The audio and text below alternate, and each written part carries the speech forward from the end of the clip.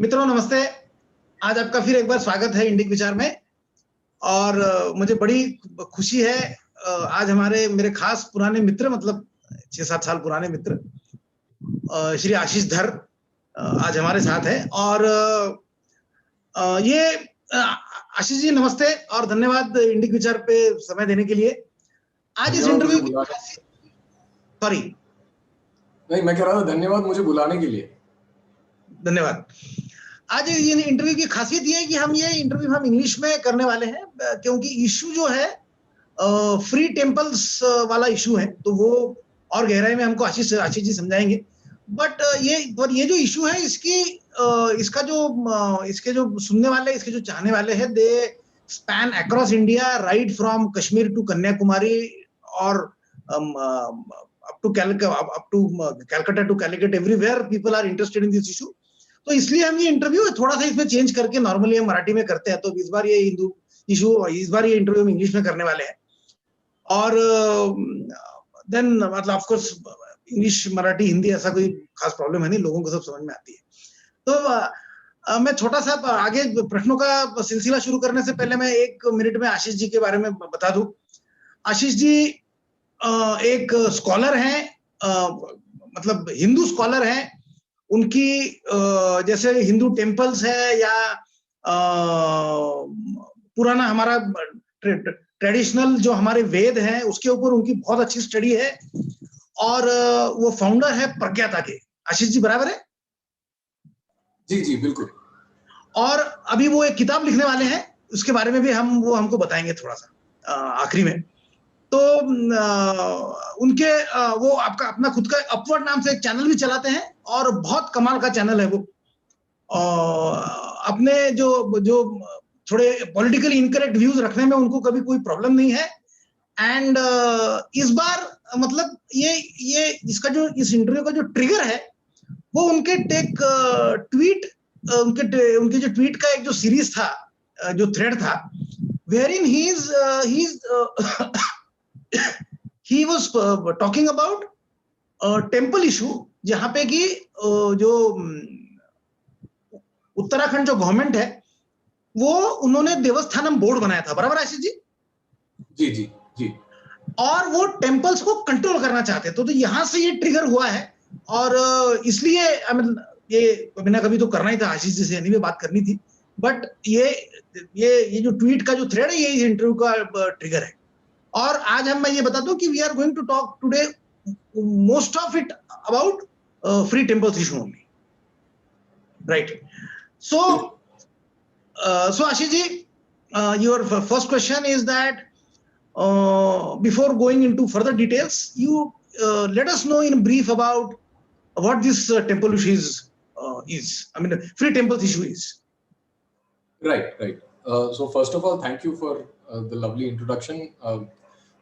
इससे पहले कि मैं specific question को answer करूं, I think I should clarify in the interest of propriety and honesty that it is unfortunate that people like me are sometimes identified as scholars, and that is a reflection of the times that we live in, because all I have done is, of my independent initiative, tried to understand certain things, but I am not part of an institution that way. Upward is, of course, we've tried to build Upward in a way that it has deep research skills and abilities, our team, and we try to do the research with as much rigor as possible. But in the traditional scheme of things, I am far from being a scholar. I am far from being even a practitioner, and that is something that I should confess honestly, because in the traditional scheme of things, it requires years and years of practice and penance and tapasya to be able to claim that title for yourself. So, wo to mera hai nahi, honestly. Now, coming to the question, what is the temple freedom movement all about? So I think broadly speaking, there are two aspects to it. and this is a top level. If you look at the two aspects at the top level, is one, the whole movement is about handing back the control of temples to the rightful traditional custodians of the temples. Correct. That is one. And secondly, point number two is ending discrimination against Hindus in secular India. This part is pretty straightforward, that and most people would understand what that is, because if the temples are under state control, why are mosques and churches not in the same position? Why are they free? So that's a question. That's a clear-cut discrimination against the Hindu majority of the country, and that has to end without question, right? There is just no two ways about it. But there is a downside to this argument, and that downside is that what if a case can be made for taking over of mosques and churches, right? And I think that there is a good case to be made for that. So in that case, are we still going to concede that, okay, now that churches and mosques are under state control, therefore let temples also be under state control? So is that something that we are willing to grant? In my opinion, no, because a temple is fundamentally different from what a church and a mosque is. And we will come to that later, perhaps in the conversation. Going back to the first point, that is more complex. What handing back control of temples to the rightful traditional custodians really means, because one, what is control about? How do you define what is rightful, right? And who are these traditional custodians, right? So there is a lot of things to explore in this single statement, and that is where the devil is in the details. So that is where all the confusion lies. So I'll just try and explain that again, go into a little bit of detail. One, each community has its own role to play in the temple ecosystem. So giving back them the dignity of their traditional roles is an extremely important goal. So for example, you have sculptors who were experts, right? So these people the Shilpkars, they went through a rigorous process of training, which I was just mentioning, when I objected to me being called a scholar. Being a scholar, okay, yeah. The same thing is applicable to that. It's not just anyone who's a good sculptor that can become a temple sculptor. A temple sculptor needs discipline and rigor of a different kind, an intense tapasya that finally leads him to become who he is. And that is how the great temples in India were made. The great murtis that we see today, who we worship, and that are sometimes smuggled and exported, smuggled and taken away and their prices worth millions of dollars. These are the works of art that came out of a process of deep, skill imparting mechanisms and training. So that's giving back those roles back to the traditional communities is one goal. Then secondly, strengthening communities means killing multiple birds with the same stone.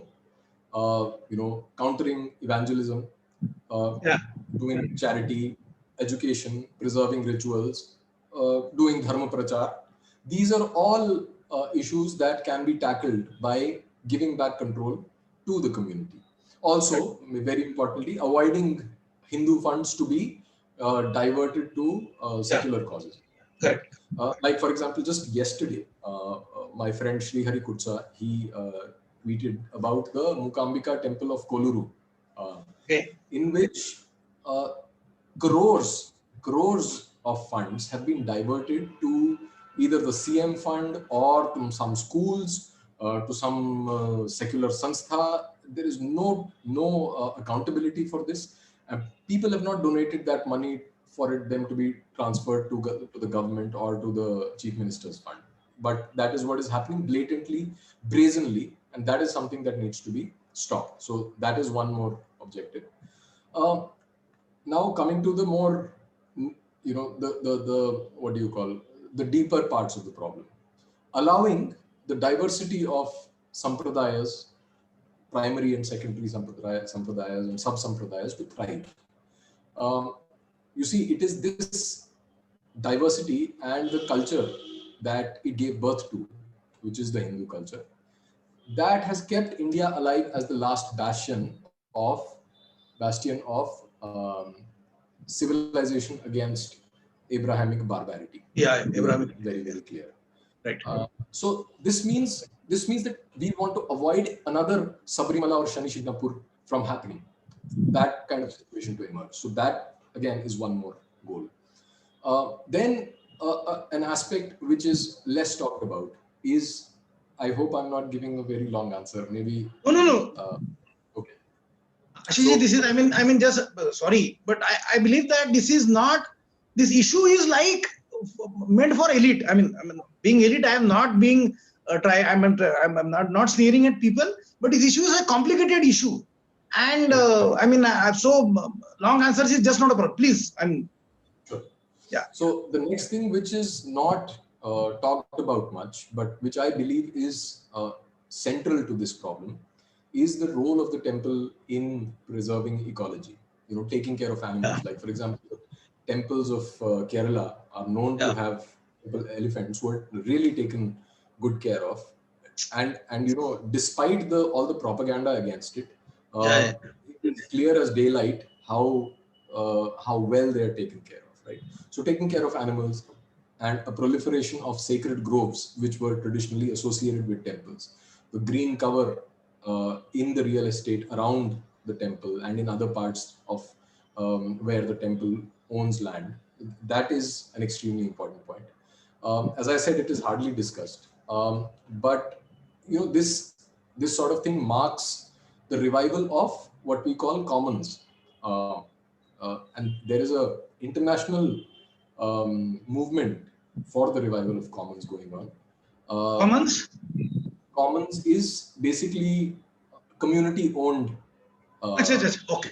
So you are saying larger good of the community. That's what you mean by that? No. So basically, there is you know, after the Industrial Revolution, there was a proliferation of private property. Correct, you know, there were because of the requirement of markets and the resources, a large part of the world, I mean, almost the whole of the world was privatized. Correct. So that they could be used by the corporations.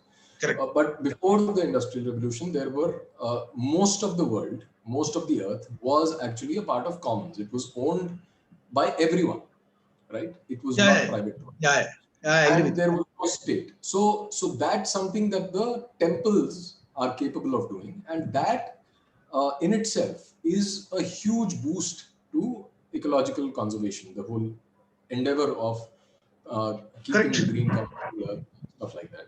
So that's one more thing. And you know, what has happened post-industrial revolution is that private property and state sovereignty have sort of played a seesaw relationship, जहाँ पे एक बढ़ जाता है, दूसरा कम हो जाता है, जहाँ private property बढ़ जाती है, वहाँ state कम हो जाता है. But in all of this, you know, they have engulfed all spheres of human life, and they have left billions of people dispossessed, hungry, destitute. And of course, the non-human species are the mercy of shameless commercial greed. So the problems that we face today, you know, this is one of the major things that we as Hindus could do to counter it, right? Finally, it is to reinvigorate the Hindu consciousness that has fallen prey to Christian ideas of religion. So, you know, the problem is so deep that people view the temple now not as the body of the deity, which is the traditional scriptural view of what a temple really is, as I explained in my talk recently. But they think that, you know, in the popular imagination, especially in the north, I mean, the south is still better. In the popular imagination of the north, a temple is like a lifeless building, like the church. You know, it's not what a temple actually is. कि जिसकी body में से देवता का प्राण run करता है, वो it's no longer imagined as that, when in fact it is exactly that. So that, I mean, losing that view, losing that understanding has proven catastrophic already for Hindus. So that needs to be reversed. So that is one of the desired outcomes of the free temple movement. Then, I mean, these are all the positive things that can be done. The other is, of course, the ending the corruption by the state, and preventing people who are inimical to Hindu interests from having a say in temple management and having a say in religion. Like like the Devaswam minister of Kerala back then, he participated in the Yeah. festival, and he is the one who calls the shots about how temples will be run. So this sort of nonsense has to go. Also, like I said, it facilitates conversion. So that conversion thing also, there is a resistance that needs to be given, which free Hindu temples will give. Also, extremely important is the fact that Hindu temples have been continuously losing their own property, their real estate. Like in Tamil Nadu itself, it runs to 50,000 crores. Sorry, 50,000 acres of land, which is being grabbed by all sorts of secular and religious institutions, non-Hindu institutions. So, so to prevent that from happening, we need back control of the temples, because the state itself is the culprit. Yeah, I also saw your tweet, I guess, on Orissa government selling their Jagannath land. Is it correct? Absolutely. Yes, that's the case in point. Okay. So I thought that. So I mean, I knew a bit about what you're telling, and I of course understand the basics. But I thought something a very deep thought, which I mean, you're been able to highlight, is that the world and the resources, land, money, everything is either owned by a large state or a larger corporation. Correct. And right. So, but actually, it was owned by commons, as you said that. Absolutely. I mean, right. So it was owned by people. But now people. Like for example, I'll just clarify this point. Like, I live in Delhi, and the water. I mean, the water passes through several stages of treatment so that it can be consumable, right? Itna processing, itna zahar hai pani mein, so that goes through. The Yamuna, which is our sacred river, right? Correct. Yamuna looks like a drain. So this is Hindu society. हमारे ऊपर कोई थूक दे, उसमें ज़्यादा dignity है as opposed to seeing the condition of our natural resources. Now, if I as an individual or I as a part of a community want to do something about this, want to clean Yamuna, what agency do I have? Nothing, because maybe government only. The river is either owned in part by some private corporations who dam बना रहे हैं या fisheries हैं या जो भी है, or it is owned by the government. वो बताएगा कि but it is impossible for me to even sit on the banks of river Yamuna peacefully कि मैं बैठा हूँ भाई मैं नदी के किनारे. अगर मैं नदी के किनारे बैठने जाऊँ दिल्ली में तो पुलिस वहीं आ जाएगी और बोलेगी आप क्यों बैठ रहे हो? And this has happened to me several times. So what are you doing here? So this sort of dispossession, which is blatant, सामने दिखाई देता है, that has to end. Excellent, Ashish ji. So now, मतलब थोड़ा सा let us blame few people, थोड़ा blame game खेलते हैं. So now what I want to understand is that, and of course I guess many people would also be interested in doing that. Is it who's responsible for this impasse? I mean, who should take the largest blame? The government, the civil society, oblique people, or the intellectuals? Who should take the largest blame for this impasse? I believe that the largest blame, obviously, I think goes to the government, because the government and the Indian state and the bureaucracy, they are, in my opinion, relics from the colonial era. And they are out to exploit the citizens in the name of civilizing them. जैसे British government करती थी, that mantle has passed on to the Indian government. That is what they are doing. But as it happens in such cases, there is a vicious circle involved. Like the society is not blameless. There is a saying that people deserve the government. Get the government, right? So the Indian state is a reflection of the Indian society. Like I said, I mean, Indian society, Hindu society, is not really bothered about what is the what is the condition of our natural resources. For example, Yeah. Ganga, Ma Ganga is the primary example. You Yeah. see, so we've raised this issue at Upward to much consternation from the usual suspects. But the point is that if you don't care about the most sacred river in your land, Yeah. which has sustained your civilization for thousands of years, and there are sadhus who died in that cause, whether their demand was practical or impractical and all, that can be discussed separately. But there are people who are giving up their lives. Look at their conviction, look at their commitment. And there is वो ना चू नहीं करती, समाज चू नहीं करता उसके बारे में.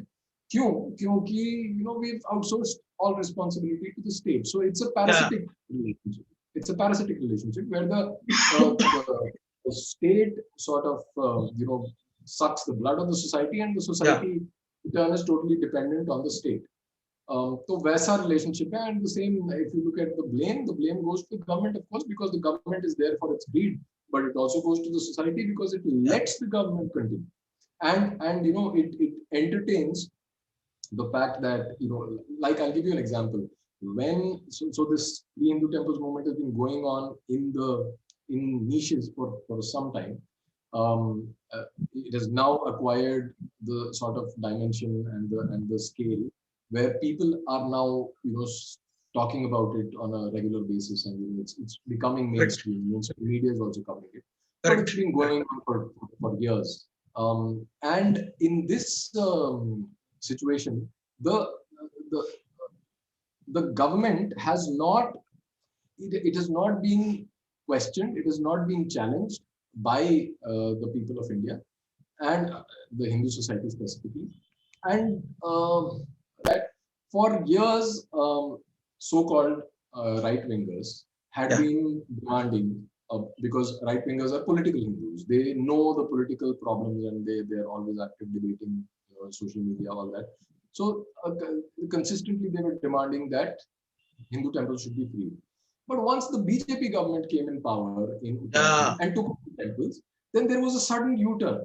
So you see that sort of double standards, that sort of shameless U-turn. I mean, I am a BJP voter, but I cannot close my eyes to the reality. This is what happened. Your party did this, and you suddenly started justifying takeover. That's where I guess that Uttarakhand government issue comes in. I mean, correct. Yeah, I mean, why they have to form a Devasthanam board now? I mean, come on, there is no need now. Yeah.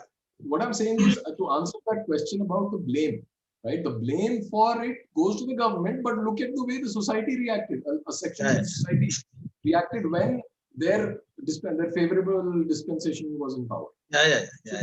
The role is equally distributed, I suppose. Yeah. So I agree with you. So, and I guess that when I say intellectual, so actually right doesn't have any recognized intellectuals as such. ऐसा मुझे हमेशा लगता है. मतलब right has far more sincere intellectuals than left. That's why I always thought. अच्छा बुरा मुझे नहीं मालूम कि कौन कम intellectual है, कौन ज्यादा है, किसके पास ज्यादा vision है. So let us leave that, because that debate is not going to end ever. But my point is the intellectuals on the right are far more sincere. That's why I always thought, right? But in spite of that, there is the intellectuals on the right have been not able to lead society in a way. That's because there is no institutionalization of these. I agree with you. We don't have a think tank. We don't have the academic support that is needed for the kind of research that would help us, that the kind of academic work that would help us bolster our position. And there has been no honest attempt by the Indian state to actually decolonize itself and decolonize the society. What do you mean by decolonization? We know that it is a fact, all left, right, center, everyone agrees that colonization was an exploitative enterprise. And if there was a colonizer for 200 years, specifically the British colonizers, who actually who actually mentally colonized us. Usse pehle to we were just brutally killed and converted and all that. But these guys mentally colonized them for their own benefits. A colonizer is basically a parasite. So this, when the British government came and they colonized Indian society, since that was an exploitative enterprise, everything that they did was against us, was something that would have greatly harmed us. So the first thing the Indian state should have done was to take steps to decolonize.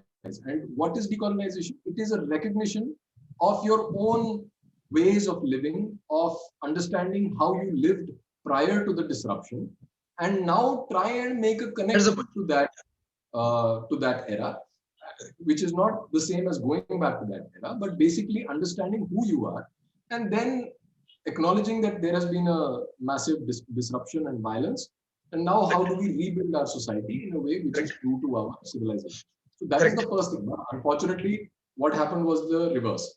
And because there is no reverse means that institutions were subverted, education was subverted, academia was made to toe the same line of the colonizers, and now we are in a situation where swathes of our population are mentally, completely anti, are self-loathing. They don't know what the tradition is. They don't know where they come from. They don't know what the society looked like prior to colonization. Yeah. They have internalized the same propaganda of the colonizer, and now they are giving us lessons about how to live and why how to be a modern. Yeah, correct. Absolutely, absolutely. And in fact, modernity itself globally is collapsing. You see, modernity, you are looking at its collapse every single day in the West, with absurd things happening in their society, and yet the intellectuals of the right, as you call them, they have no idea because they don't have the intellectual tools to handle it. They have not been through that system of rigor and scholarship to understand what has, how do you counter this? Koi institution nahi hai, and I don't blame them for that. But Ashishji, I think on that issue of the modern structure coming off, I mean, that's what I always think that. But right now it is at its peak. It's still, I believe, I mean, things will get worse before they get better. I mean, अभी तो देखना बाकी है थोड़ा और. मतलब आप वो मतलब BLM ले लो या कैपिटल हिल पे अटैक ले लो या 26 जनवरी ले लो, तो मैं what I'm saying that it is going to get worse before it gets better. I mean, that's what I always tell myself that brace yourself, boss. It is so अभी तो मतलब that civilization जो the British and the Americans which they created, this materialistic and liberal order they created, right now it is at its peak, and it is time before it will go downhill. I mean, that's what I think. So I do believe that the peak has already happened. Okay. Because if you look at Europe, for example, Europe is committing suicide. No, I mean, demographically they are committing suicide. Their TFR rates are plummeting. They are being taken over by people from correct. Across the seas. The churches are getting converted into mosques now. Right. So you see, if Europe is collapsing, means the heart of European, the Western civilization is missing beats now. I agree with that. I agree with that. So that from that standpoint, I think that it's already happened. Okay. Unfortunately, what is the problem with India is that we are still in awe of whatever they do. And इसलिए उनकी जितनी भी विकृतियां हैं वो हम अपना लेते हैं. Correct. We will import whatever collapse, whatever, no, never mind. But we will import whatever is being said there. We are just like, and with technology and information technology, I think the gap, earlier it used to be a lag of like 20 years. Correct. Now it is only 30 seconds. Yeah. Correct. And that 30 seconds is because your internet is slow. Yeah.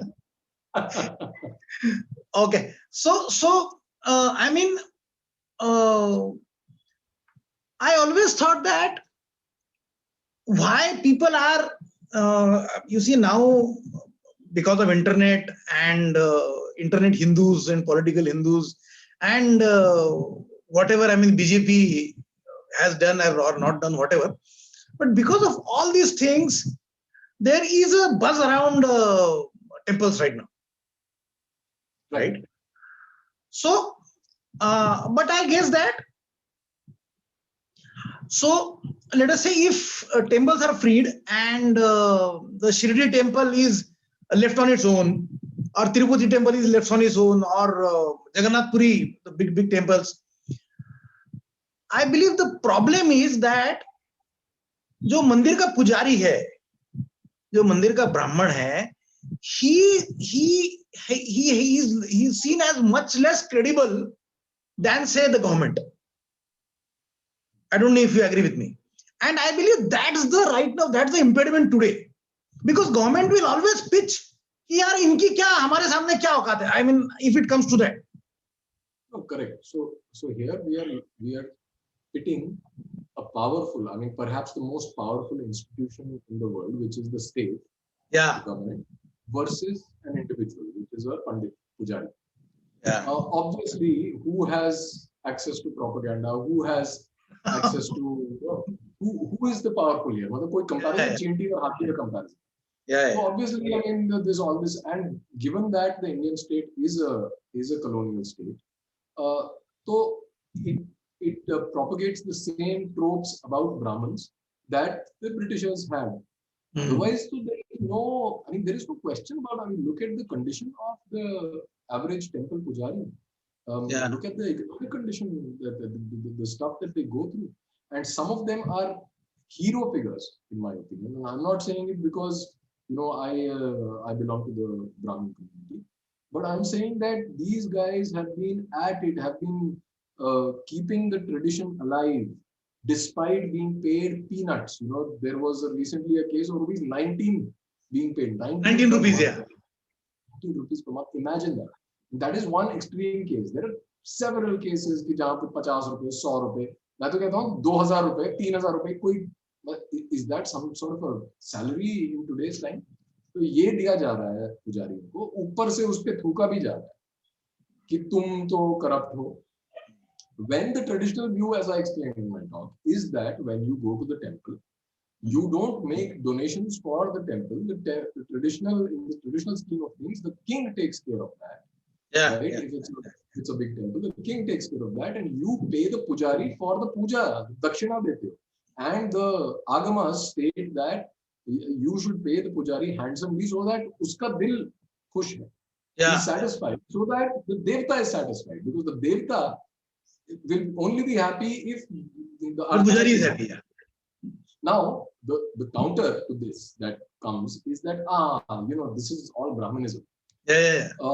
I can understand if this counter comes from an atheist or a secular Hindu or a leftist who are basically outsiders. But how can a Hindu practicing Hindu say such a thing? If you think that it is all Brahmanism, then you are not even true to your own scriptures and traditions. फिर तुम्हारा क्या हक ही बनता है? You have no stake in the debate only. Stay out of the temple or start your own thing. Who stops you? I mean, so many sampradayas have got started like that. You know, you are not satisfied, you're not happy with a certain aspect of your or the way it is evolved, and you start off. And if it appeals to people, and if you are really that tapasvi, then people will follow. You are free to do that. Right. So I always think that pujari needs help. I mean, I not always, but in last 10 years or so. I mean, I always say, I mean, now I really think that pujari needs help to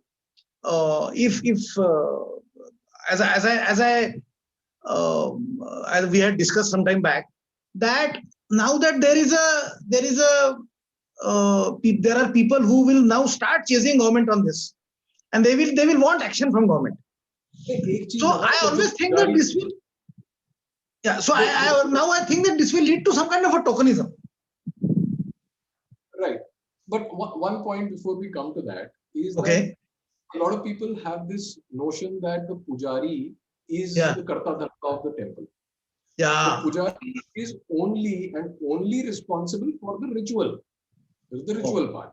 Okay. And the rest of the temple has Correct. its own mechanism, has its own communities Yeah. that are doing their stuff. तो management body में भी Management, नहीं, वो तो हो गया management body क्या, but I'm saying the core religious aspect. Like you Okay. had the Devadasis, right? The Devadasis were the dancers. yeah. They were the ones who would embody the spirit of the deity while dancing. Yeah. They were the ones who could give that. I mean, जब Bharatnatyam आप उसका principle क्या है? That you are actually by your practice, by your devotion, by the rigor, by the hard work, hard practice, and sadhana that you have done of your art, you have the ability to embody the Devata in your performance, like Tayyam performers. Like, Yeah. and these are all Shudra communities, right? They are not Brahmins. And these communities have been vilified by the Britishers, and they called them prostitutes, and they called them all sorts of names. And they have gone through such degradation over the last 800 years after the Islamic invasions happened. And now is our time to take back those things and give back the dignity of these roles, right? So that's important. I think just looking at Brahman as the whole, custodian of the entire temple ecosystem is an absolutely delusional idea. And also there are temples where Brahmins are not even there for rituals. There are certain community, I mean, a large number of temples where the pujari itself is not a Brahmin. जो community का है उसका पुजारी है, तो उसका आप क्या, वो कहाँ से ब्राह्मण आ गया और उसको कैसे गाली दे रहे हो? It's not an exception. It is almost like ordinary practice. Everywhere you go, there are temples where you have no Brahmin priests. कौन सी बड़ी बात है? Communities. Yeah. Correct. Okay. So our I mean the next question was now the biggest fear is like Article 370, and as I remember we discussed, then I wrote about it also. So this should not lead to another tokenism. I mean that is the biggest fear. अगर tokenism होगा तो क्या होगा, and what can we do about it? I mean, see, I think the analogy is inaccurate here because 370, I do think one, जैसा हमने पहले बात की थी, that 370 is a great step. And it is not just tokenism. I do believe that. But if nothing happens after 370, then of course it is. Correct. Then you'll say. So thanks for correcting me. And okay. But in itself, it's a great step. Correct. However, here, this is not tokenism. This is actually a sinister plan to intensify control over Hindu society by the back door through proxies. That you're saying that, oh, now we are giving, like this recent announcement, scholars and saints. Who are these scholars? How do you, how do you even tell someone in Kashmir that a scholar of a sampradaya which is not even set foot in Kashmir, for example, will have a say in the matters of how your temple will function, how your that say, because you see this board, this whole idea is a democratic idea that you have, whether it is a state level board or a central level board, you see you have different sampradaya representatives, scholars and saints, and some community leaders, some prominent members, some actors, drama. They will put them on the board. And then on matters of day-to-day functioning, let's say like something like women entry in Sabrimala. Who takes the call? They will say that this board will take the call. How will that board take the call? That board will take the call based on majority decision. But these matters are not supposed to be resolved by majority. ये कोई election थोड़ी हो रहा है. This has to be resolved. This has to be addressed. That's the crux of it. It has to be resolved through scriptural injunctions. जो आपके text में लिखा है, that you have to follow. And who will interpret those texts? That is going to be the people who are inheritors of that, who have gone through that, again coming back to the rigor, who have gone through that training of several years, which is why it's the Brahmanism ka tag hai. The Brahmins have gone through years and years and generations of training, as have the sculptors, as have the Devadasis, as have the gardeners. they have gone through years and years and generations of training, and it has been passed from one generation to another, and it has evolved to such sophistication, their art, their skill, that it cannot be replaced by government training की जो skill India Modi ji ने शुरू कर दिया तो आप अब priest को train कर दो, ऐसे नहीं होता. It has its own thing, and plus the scriptural thing. Like for example, I'll give you an example. जब पिछले साल जब lockdown शुरू हुआ था, so there was a disruption in the Saptarishi Aarti at Kashi Vishwanath Temple. Okay. And silently ये हो गया था. Very silently, they had sort of the CEO of what is it called, the Kashi Vishwanath Corridor project. He had some issues, some ego issues with the pujaris, with the people, the seven pujaris who were supposed to do that puja. They've been doing it for 800, 1000 years, something like that. Okay. And unki family ka wo custom chalta hai. And these pujaris, mind you, I mean, I met when I went for the thing, I had a conversation with one pujari. The person, this pujari, does not leave Varanasi because he has to do that puja every day. Okay. No one else can do this. See the sacrifice that the person has made. Yeah. कहीं शादी पे नहीं जाता, अपने रिश्तेदारों के पास मिलने नहीं जाता, घूमने नहीं जाता, उसने अपनी लाइफ को डेडिकेट कर दिया. Where will you get that from a सरकारी appointed priest? That is one part. But the fact that they were able to do it, right? That should ring alarm bells. That you were able to disrupt for one day. उसके बाद, you know, we had a वो जो Ram Gilehri वाला role होता है, we had a squirrel issue that we created some noise on social media, and then again वहाँ पे भी कुछ हुआ होगा, and then there was some intervention, and they were then we started resumed. Okay. They were reinstated, but one day there was a disruption. That is the sort of thing that is the risk of such foolish ideas of democratizing everything. अब democracy है तो democratize कर दो सब.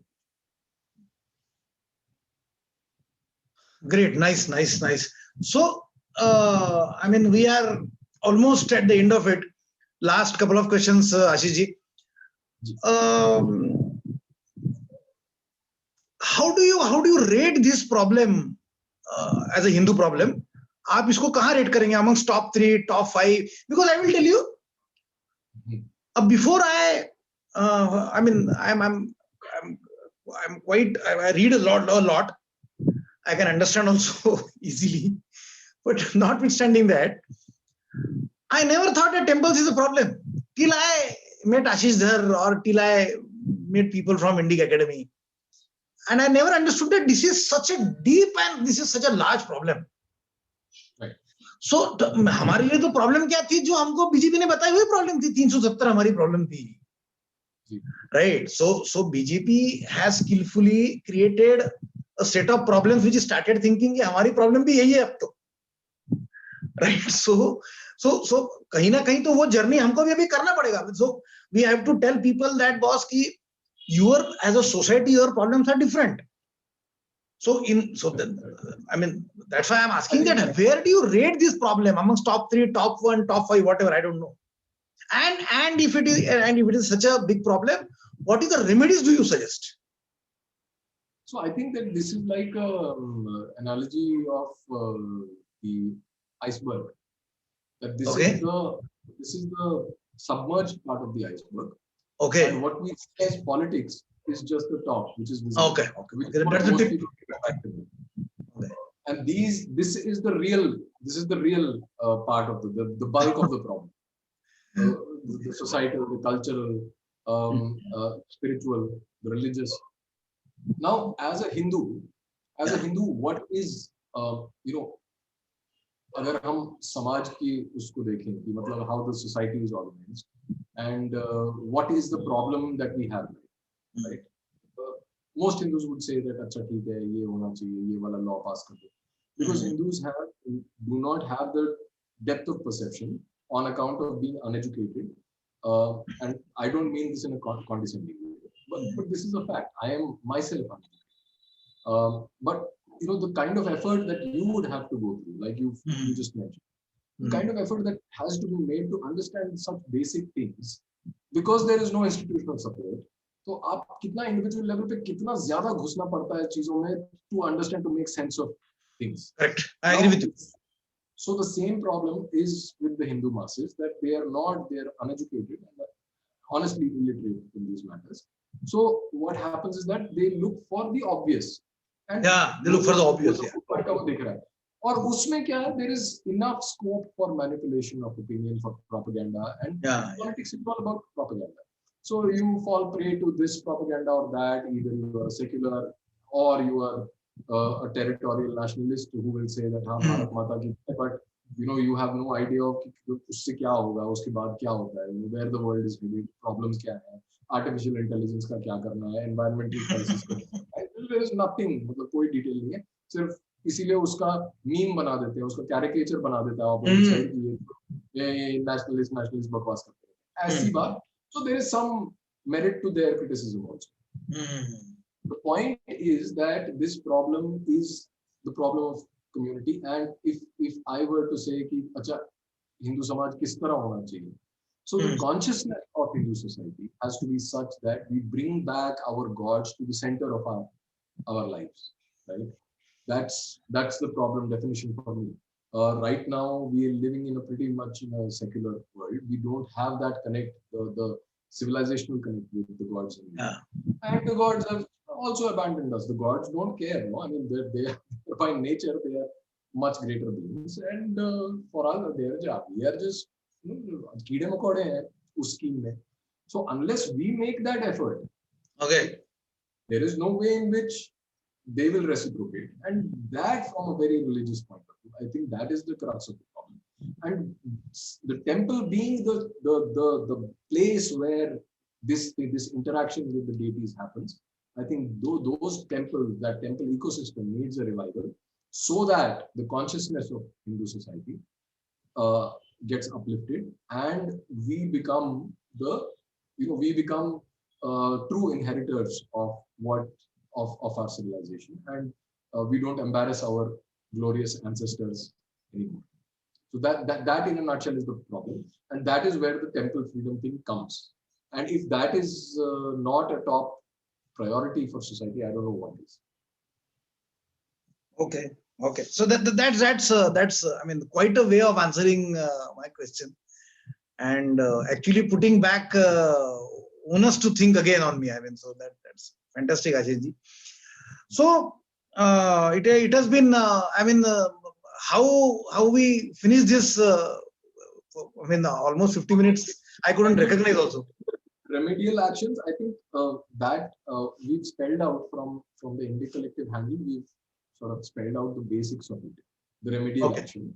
Of course, no central board. That is a out and out reject as far as we are concerned. Now some people will say, who are you? But I'm expressing my opinion like others. Yeah. अरे भैया पूरा FOE है मतलब. हाँ नहीं, a lot of people say, अरे तुम कौन हो भाई, आप जो हो आप बोल रहे हो तो मैं भी बोल रहा हूँ. हाँ. इसमें तो डेमोक्रेसी होगी ना. हाँ, एक वोट तो मेरे पास भी है उतना. So we've spelled out that there should be multiple levels of temple administration, according to the needs of the temples. So the whole idea, like I said, is to preserve the autonomy of the sampradayas. Unless that happens, then we are not doing justice to the very structure of Hindu Dharma. And other things like audits should happen of temples of about 25 lakhs per annum income. Or kis tarah se, how the hereditary trustees should be given back control. Village temples should be made accountable to the Mahapanchayat. Stuff like that. I think there's a lot of detail and a scope for a lot of discussion there. But the main thrust of the idea is to preserve the diversity of sampradayas and give back temples to the communities, so that there is multiple levels of temple administration, not a single one. Correct. Okay. So I believe that I just the video which you made 3 days back. So that of course I take your permission to plug that into the description of this video, so that people can of course look at that also, right? So I mean, So that's there is another 20-minute video which you all must go through. For that matter, you should go through Ashish every video. I mean, there is hardly any doubt about that. So, but the one which I am talking about is about the current issue and the issue which we discussed today about the temples. And you all must go through it, and it will tell you the problem in little more depth, and it will also tell you those solutions also. So Ashish, it has been fantastic to have you, and one of the most exhilarating sessions I had since I started this our own channel and all this stuff. So I would like I would like you to end with what are your maybe your future plans, or a little bit about your book or something like that. I mean, what do you? Right. So, future plans as far as the temple movement is concerned, I think our task is cut out. As at Upward, we will do our best to raise awareness about the traditional point of view to the best of our abilities. We'll try to collaborate with acharyas and scholars of dharma and try to get them on board and get them to express their views. So, and all through the Indic Collective, we will continue our process of intervening in matters of critical importance. We say, so we're in the process of drafting our intervention and various other temples. Shabrimala mein jaise people from Dharma kiya tha. Usi tarah se, many cases are going on. Tiruchendur is going on. So that is as part of the legal activism that our team is involved in. So both these streams will run parallelly. As far as my personal, that individual, it's not a personal project. The individual project is concerned. I'm co-authoring a book with two of my friends and colleagues, Sonali Hardikar and Shivam Mishra. He's a research associate at Upward Foundation. So we are co-authoring a book on caste because I believe that and that's another simmering issue. Yeah. I think the whole this whole notion of what caste is so misguided and is completely out of tune with the realities. That needs to be addressed properly. I mean, wonderful. I mean, hats off to you for taking on most difficult issues head on. I mean, and with such meager resources, as meager as that Pandit of that mandir. I mean. There is no better comparison here, I guess. But people accuse us of being funded by George Soros or Italian. क्या नाम है अपना? आपके नाम से लोग कांपते हैं, मतलब वहां बैठ के, तो अच्छी बात है तो। बोले यार ये कुछ भी कर सकता है अकेला आदमी, तो और क्या चाहिए ना, मतलब लाइफ में। So, but I mean, excellent, and so all the wishes for your book. Complete it fast, and फिर किताब खत्म होने पे एक और इंटरव्यू करेंगे हमारे साथ. बिल्कुल. Right, and if something else comes up, so I guess you are only like Modi ji. You are only a call away. So.